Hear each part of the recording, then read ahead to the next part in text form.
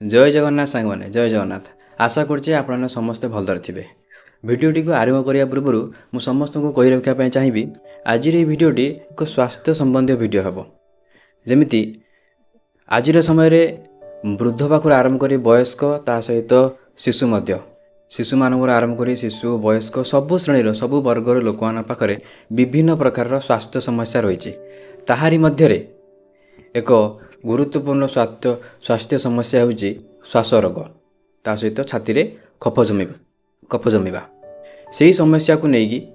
आज आम से विषय आलोचना करवा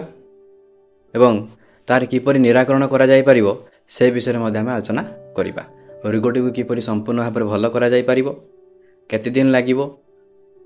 किपरि भाव तार प्रोसेस रही से विषय आम आलोचना करवा पूर्व जड़े मो सहित अच्छा आम ग्रामर जड़े वरिष्ठ व्यक्ति जी कि से एकला नुहति वंश परंपरा अनुसार बहुत वर्ष पूर्व पीढ़ी रु पीढ़ी अनुसार यार चिकित्सा से कर भिडियोटी को संपूर्ण देखापी मु समस्त अनुरोध करी ता सहित जदि आपण परिवार मध्य आपण संपर्कीय आपण ग्राम आपण साही आपण चिन्ह परिचय जेते दूर आपण संपर्क अच्छी जदि कहारी भी ये स्वास्थ्य समस्या श्वास रोग थाए ताहले ये भिडियोटी केवल आपण मानक पई आपण चाहिए आपण परिवार वर्ग मध्य ये भिडियो को शेयर करें ता सहित जहाँ पाख रोग अच्छी ता पाखर पहुँचाई पारे कारण स्वास्थ्य होची आमर समस्त एक बड़ संपद स्वास्थ्य बिना जीवन किछि नाही यदि आपण मैंने चाहते ये रोगर मुक्ति पाइबापी तेज आसतु ए भिडियोटी को संपूर्ण भाव में बिना स्किप करी देखंतु तेज आप जानीपारे एवं अन्य मानू रोग भल करें चलतु मो सहित अच्छा जड़े वरिष्ठ नागरिक सहित जाइए आम कथा तो सर प्रथम आपण परिचय दिंतु तापर रोग विषय आलोचना करवा मो ना हूँ कार्तिक चंद्र विश्वाल घर नुआपुर गोपालपुर पाख बालेश्वर जिला आम गाँव आम नुआपुर गाँव में यार संपूर्ण चिकित्सा होचे सर आपण एटा केते वर्ष धरी चिकित्सा चली मो बापा कहती तांको बापा ये मेडिसिन दौले पाखरु मो बापा जानले बापा जानला परे तांको पीढ़ी पर पीढ़ी हिसाब से मुझे दौची माने पाखापाखि 100 वर्ष रु अधिक हम यार चिकित्सा आम गाँव चली आ गोटे कथा मुझे कहबी छोट बेले मो मामा कहती मत कुआड़े श्वास रोग होता आ मो यही चिकित्सा ही ये आयुर्वेदिक चिकित्सा ही भल होते तो केते लोक आसिक केमती लोक आसुँच को जगार आसुँच आपणकर आसाम पर्यटन लोक एठू आसती जे शुणिकी आम ट्रिटमेंट संबंध में शुणी आसाम एपटर ब्रह्मपुर आपणकर झारखंड ओडिशा तो आसुँच विभिन्न जिलूर लोक आसती कहले ऑल ओवर इंडिया रु जो लोक मैंने जानी माने संपर्क अनुसार जो मैंने भल होती से आउ जन कहते से आउ जन को से अनुसार जो जो जो जो लोक मैंने जानी से आसिक भल होती हुए तो ये चिकित्सा टी लोकप्रिय हो पारि ना कारण वंश परंपरा अनुसार पीढ़ी चली से आयुर्वेदिक तापर जो लोक मैंने भल है से अन्य जन को कहले से अनुसार चली तो सर यही चिकित्सा विषय टी जनइबे चिकित्सा विषय चिकित्सा है डिफरेंस कोई हमर एलोपैथिक एवं आयुर्वेदिक संबंध में आगुरी वन डिजीज वन डॉक्टर यही प्रोसीड्यूर चलता जी आयुर्वेदिक चिकित्सा जो मैंने करती से गोटे रोग पर स्पेशलिस्ट से चिकित्साटा कर तो समस्ते गोटे डाक्तर सब रोग देखिपार तथापि आमर चिकित्सा संबंध में प्रथमे जो श्वास रोगी आम पाक आसती से जो कफ जमी थाए सेटा को आम जड़ी बूटी माध्यम कफटा बाहर करा जाए से श्वासहाणी जो वृक्ष अच्छी तार पत्र को बटाई दि जाए से मैंने 10 मिनट पर वोमिटिंग करी समस्त कफ बाहर करती तापरे सेदिन आउ तांको किछि दिया जाने सेमाने भी रोहिबा पे एठी मोर घर अछि सेमाने की रहंती दूर दूरांतर आसिले तांको खाइबा खर्च भी पड़े नाही कि रोहिबा पे कोनोसी देय दबा पड़े नाही सेमाने एठी रहंती रही तापर दिन मेडिसिन खाई मेडिसिन नहीं सेमाने घर को जाते तापरे द्वितीय कथा हला ये जड़ीबूटी गुड़िक हमको बाहर कलेक्शन करने को हुए मोर मालकानगिरी MV47 रु किछि मेडिसिन आसे आपनकर ढेंकानाल केउझर रु भी किछि मेडिसिन आसे जो गुड़िक हमको एठी प्रस्तुत करा जाई मेडिसिन प्रस्तुत करा जाए माटी हांडी रे चुली रे काठ बर्तन रे काठ चामुच रे एटा सब पुराना पद्धति रे पूरा आमे प्रस्तुत करू आम परिवार प्रस्तुत करंत कर सारा पर से मेडिसिन सहित एई चिकित्सा सहित आपण परिवार समस्त जड़ित अछि माने धन्यवाद माने जने शिशु गोटे शिशु माने छोट शिशुटीए ता पई के दिन लागिवो जने आम वयस्क गोटे मध्य वयस्क लोक माने के दिन लागिवो ताको भलो होवा पई आ जने वृद्ध वयस्क के दिन लागिवो माने को एज रे माने केते समय लागिवो आ भलो होवा पई वर्तमान जो परिवेश रो अवस्था आसी गलानी ये जो पोल्यूशन बढ़ुची श्वास रोगर बहुत आक्रांत होउचंते खाद्य पेय ये सब जो अवस्था धूली धुआं श्वास बहुत बढ़ी जाइछि आगुरु जोटा 3 डोज देले भल हो जाउथला वर्तमान 10-12 डोज पर्यंत नौच आमर डोज माने सकाळ संध्या किबा ता पर्यंत सकाळ संध्या ए भलिया नो एलोपैथिक भलिया नो आमर गोटे डोज खाइला पर आमे चिंता करू जे एई लोक को आ केते दिन पर आ गोटे डोज दिया जिवो सेटा तापर सेही अनुसार आमे अनुपान तैयारी करू आ रोगी कथा कहले गोटे छोट पिला पई आमर जतले ठी मेडिसिन प्रोडक्शन होउची तैयारी करूछु आमे छोट पिला पई केते भाग माप दिया जिवो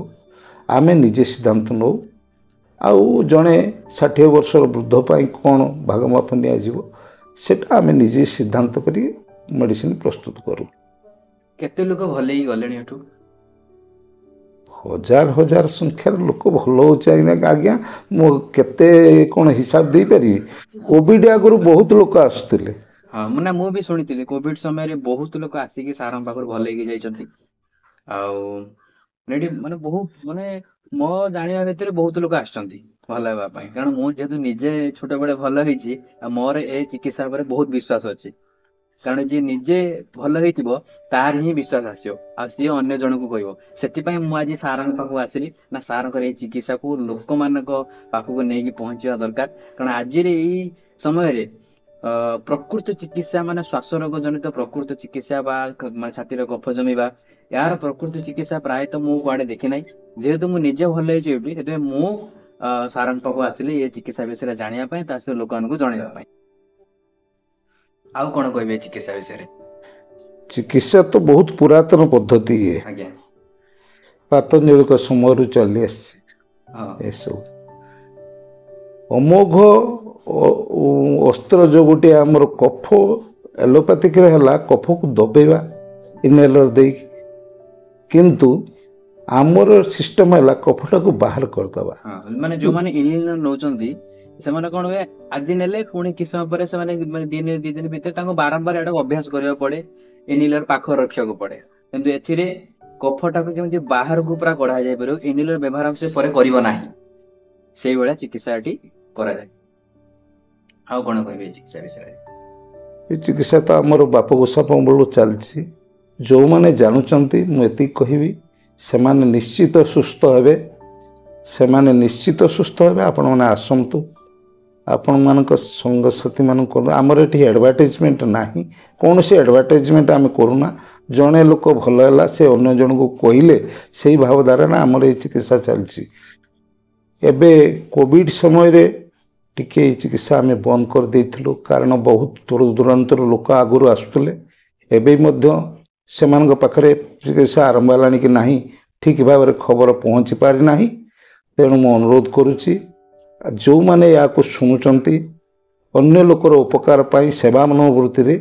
अन्य मान को टिके कहंतु हमन आसी जगह ट्रीटमेंट है कि जान ନିଶ୍ଚିତ ସଫଳ ପାଇବେ। ଲୋକେସନ ହେଉଛି ନୂଆପୁର, ବାଲେଶ୍ୱର ଜିଲ୍ଲାର ବାହାନଗା ବ୍ଲକ, ନୂଆପୁର କଲ୍ୟାଣୀ ପଞ୍ଚାୟତ। ଆଗରୁ କଲ୍ୟାଣୀ ପଞ୍ଚାୟତ ଥିଲା, ଏବେ ତ ସେଠିକ 5-6 ବର୍ଷ ଧରି ଆମର ନୂଆ ପଞ୍ଚାୟତ, ନୂଆପୁର ପଞ୍ଚାୟତ।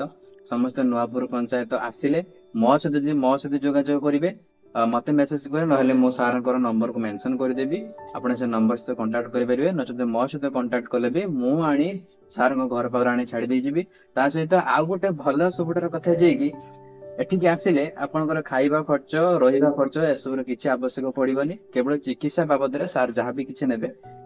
ସେଇଟା ତ ଅଲଗା କଥା, ବଟ୍ ଆପଣ ରହିବା, ଖାଇବା ଏବଂ ଭଲ ହବାର ଗ୍ୟାରେଣ୍ଟି ସାର୍ ନିଶ୍ଚିତ ଦେବେ ଏବଂ ଭଲ କରିକି ଆପଣଙ୍କୁ ଏଠୁ ବିଦାୟ ଦେବେ। ନା କଣ ସାର୍? ନିଶ୍ଚୟ।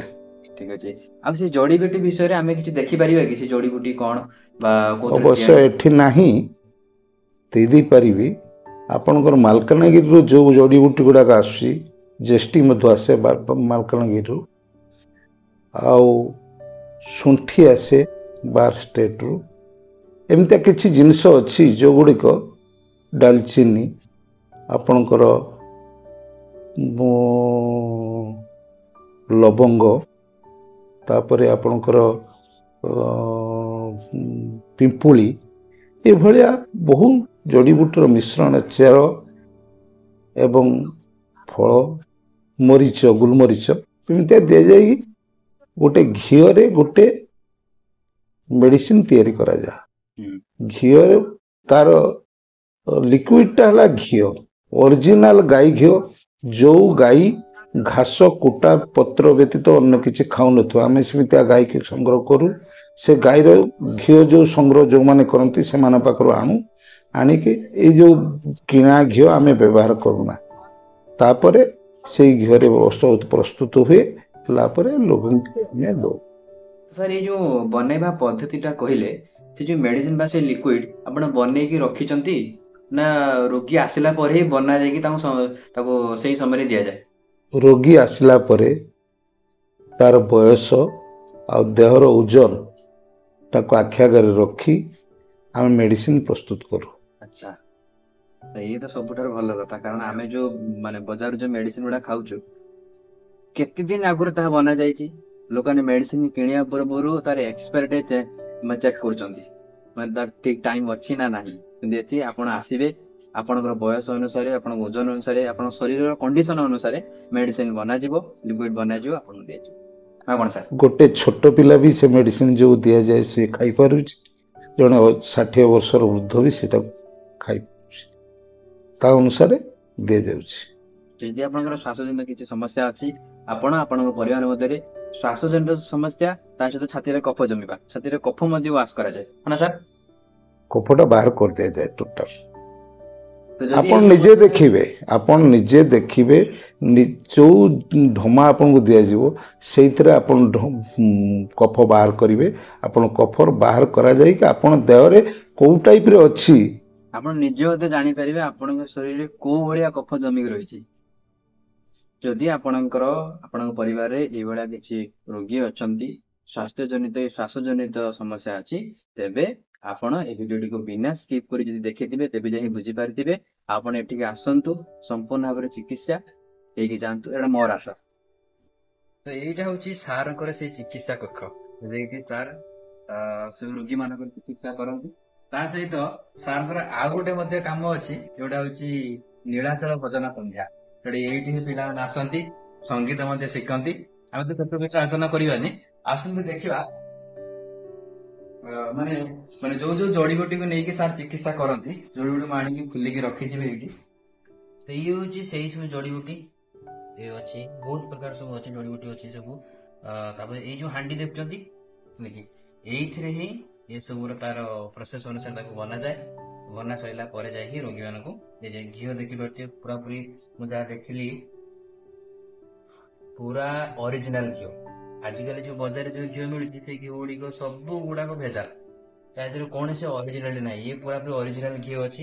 ତା ସହିତ ଇଏ ସବୁ ଅଛି ବିଭିନ୍ନ ପ୍ରକାର ଜଡିବୁଟି, ଆହୁରି ବିଭିନ୍ନ ପ୍ରକାର ଜଡିବୁଟି ଅଛି। ଯଦି ଆପଣ ମାନେ ଆସନ୍ତି, ତେବେ ଯାଇକି ହିଁ ଆପଣ ଆର ସବୁ ପ୍ରକାର ଜାଣିପାରିବେ, ଦେଖିପାରିବେ ଏବଂ ଭଲ ମଧ୍ୟ ହେଇପାରିବେ। ଆଉ ଏଇଟା ହଉଛି ସେଇ ରୁମ୍, ଯେ ରୁମ୍ ଭିତରେ ସାର୍ ଚିକିତ୍ସା କରନ୍ତି। ରହିବା ଖାଇବା ସୁବିଧା, ସବୁ ପ୍ରକାର ସୁବିଧା ମଧ୍ୟ ଏଠି ଅଛି। ଆପଣମାନେ ଆସନ୍ତୁ, ସାର୍ଙ୍କ ସହିତ ଯୋଗାଯୋଗ କରନ୍ତୁ, ସାର୍ଙ୍କ ସହିତ ଯୋଗାଯୋଗ କରନ୍ତୁ ଏବଂ ଆସିକି ଭଲକି ଯାଆନ୍ତୁ। ନମ୍ବର ମଧ୍ୟ ମୁଁ ମେନସନ କରିଦେବି, ଆପଣ ସେଇ ନମ୍ବର ଅନୁସାରେ ସାର୍ଙ୍କ ସହିତ କଣ୍ଟାକ୍ଟ କରିପାରିବେ। ତା ସହିତ ମତେ ଯୋଗାଯୋଗ କଲେ ମୁଁ ମଧ୍ୟ ଆଣି, କାରଣ ଆମ ନୂଆପୁର ଗାଁର ପ୍ରଥମ ଘର ହଉଛି ଆମ ଘର, ତ ସେଠିକି ଆସିଲେ